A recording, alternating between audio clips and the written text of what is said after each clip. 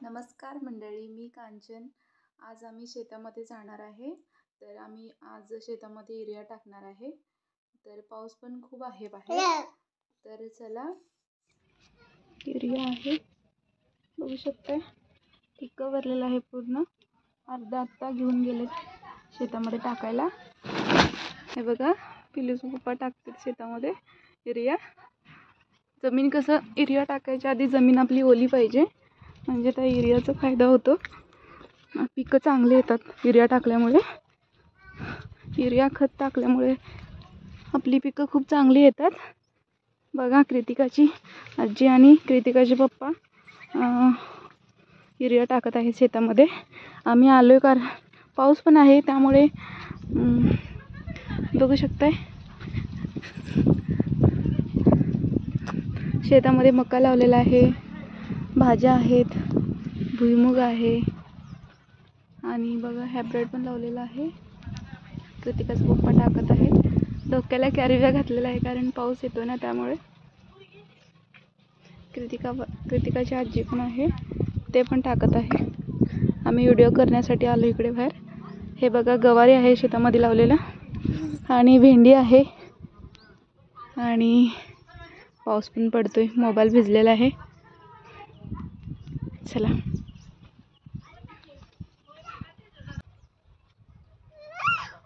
ओ पिल्लू बोलवते तुम्हाला. हात करून ओ करते.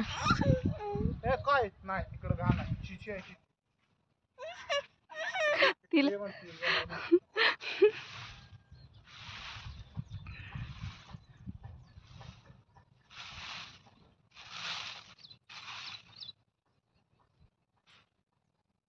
भोपळ्याचा वेल सुद्धा आहे आणि इकडे आंब्याचे झाडं वगैरे आहेत. आणि कृतिकाची आजी युरिया टाकत आहेत.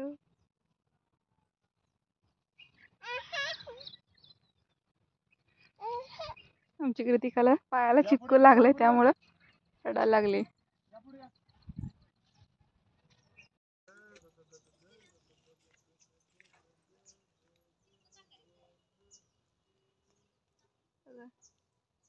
युरिया टाकणं चालू आहे. युरिया टाकणं चालू आहे. आमचं पिल्लू टाटा करते. पप्पाचा युरिया सगळं सांडलेला आहे खाली, बघू शकता.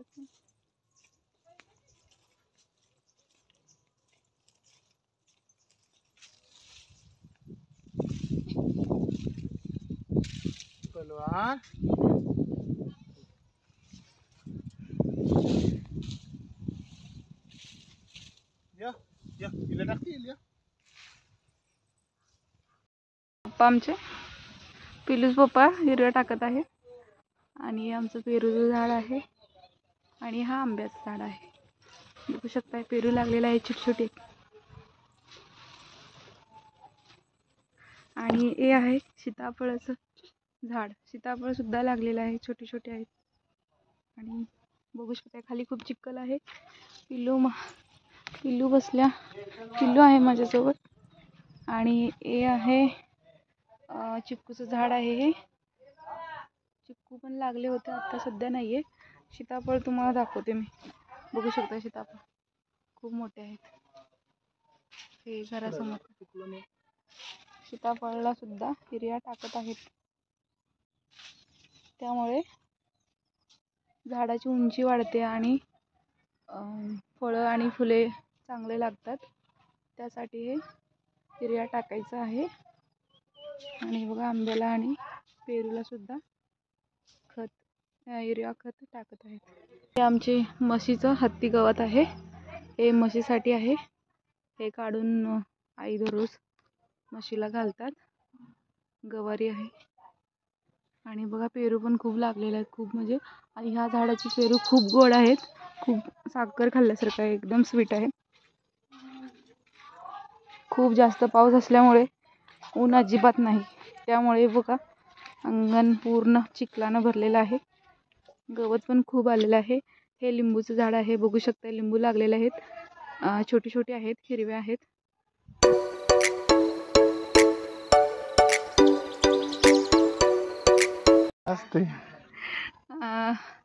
असं डोक्याला कॅरी बॅग घातले कारण पाऊस येतोय ना, त्यामुळे भिजू नये, डोकं भिजू नये आणि सर्दी होऊ नये म्हणून.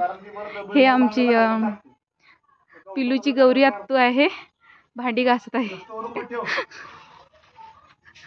आणि झाड आहे आंब्याचं आणि आंबे लागलेलं आहे.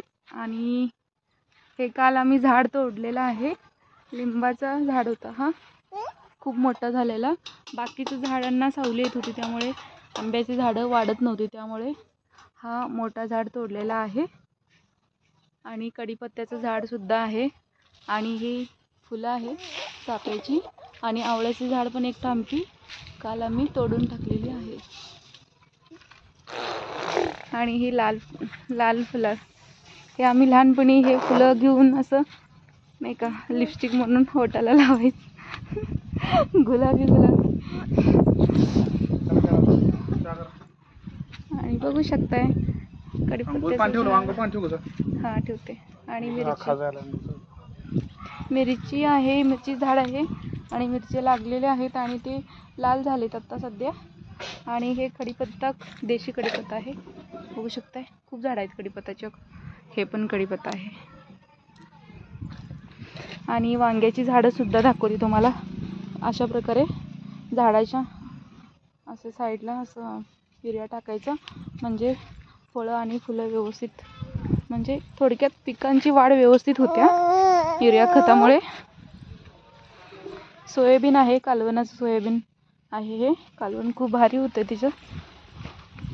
आणि पाऊस जास्त असल्यामुळे बघू शकताय हे मिरचीचे झाडं आहेत आणि वांग सुद्धा आहे, असं पिकलेलं आहे. भरपूर पाऊस असल्यामुळे असे पाणी जास्त झालेलं आहे. आणि फुलांची झाडं आहेत आणि आमचं बोर आहे.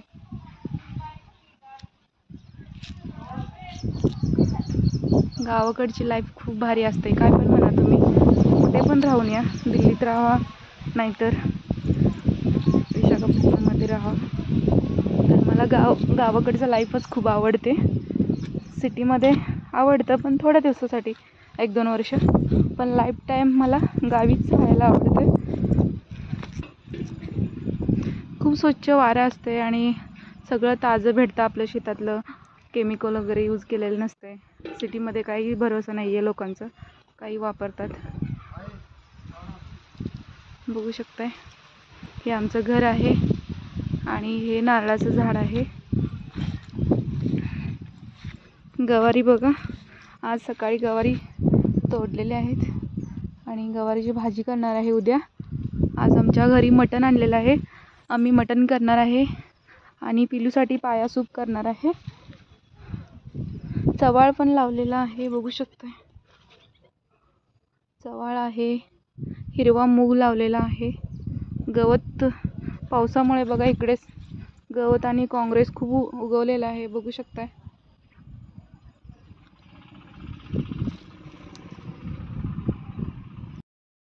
बघू शकताय फ्रेंड, आम्ही जातोय आता.